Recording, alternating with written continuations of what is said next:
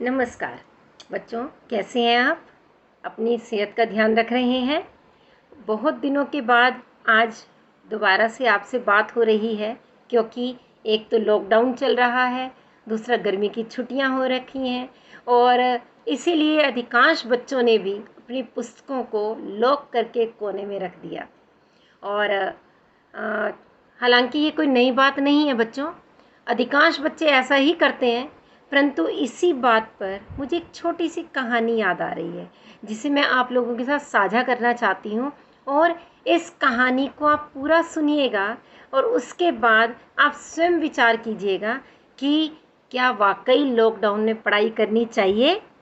तो बच्चों, इससे पहले कि मैं कहानी की ओर बढ़ूँ, अगर आपने मेरे चैनल को सब्सक्राइब नहीं किया है, पहले वह कर लीजिए। और यदि बाद में आपको कहानी अच्छी लगे तो इसे लाइक और शेयर भी कीजिएगा। तो शुरू करते हैं।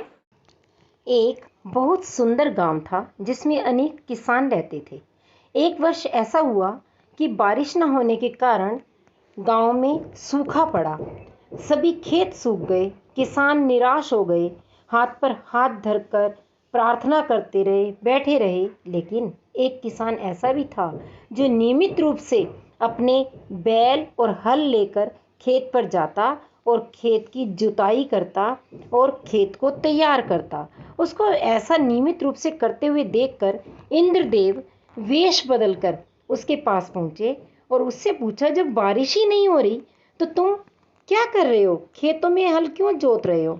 उसने उत्तर दिया कि जैसे इंद्रदेव अपना कार्य करना भूल गए, यदि मैं भी अपना कार्य करना भूल गया तो जब बारिश होगी तब मैं क्या करूँगा? मैं तो इसीलिए खेतों को तैयार करता हूँ।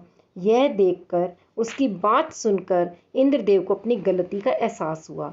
वे इंद्रलोक गए और उन्होंने जाकर बारिश कर दी, जिससे खूब झमाझम बारिश हुई और वापस से गांव लहलहाने लगा, फसलें लहलहाने लगी, क्योंकि उस किसान का खेत तो पहले से ही तैयार था। उसने बीज डाले और थोड़े समय में फसल तैयार हो गई।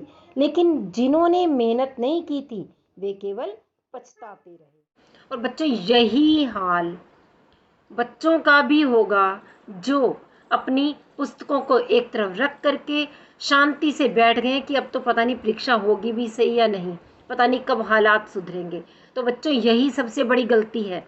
आप अपनी पढ़ने की आदत को बिल्कुल मत छोड़िए। आप नियम से अपनी पढ़ाई करते रहिए। किताबें आपके पास है, पाठ्यक्रम आपके पास है और सभी पाठों की वीडियोस भी आपके पास है। आपके पास गूगल पर, यूट्यूब पर इतना अधिक सामग्री है कि आप नियम पूर्वक यदि अपनी थोड़ी थोड़ी तैयारी करते रहेंगे तो जिस दिन भी परीक्षा के लिए घोषणा हो जाएगी आप बिल्कुल तैयार होंगे। आपको घबराने की कोई आवश्यकता नहीं होगी और परिणाम तो बहुत ही अच्छा आएगा। और यही तो आप चाहते हैं। तो इसीलिए बच्चों, परीक्षा की तैयारी तो करनी ही है, लेकिन सीखने के लिए, अपने खुद के ज्ञान के लिए भी निरंतर पढ़ना जरूरी है।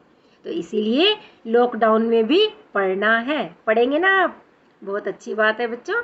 तो आप कमेंट बॉक्स में मुझे लिख करके ज़रूर बताइए कि क्या आपको ये कहानी अच्छी लगी और इससे आपने क्या सीखा।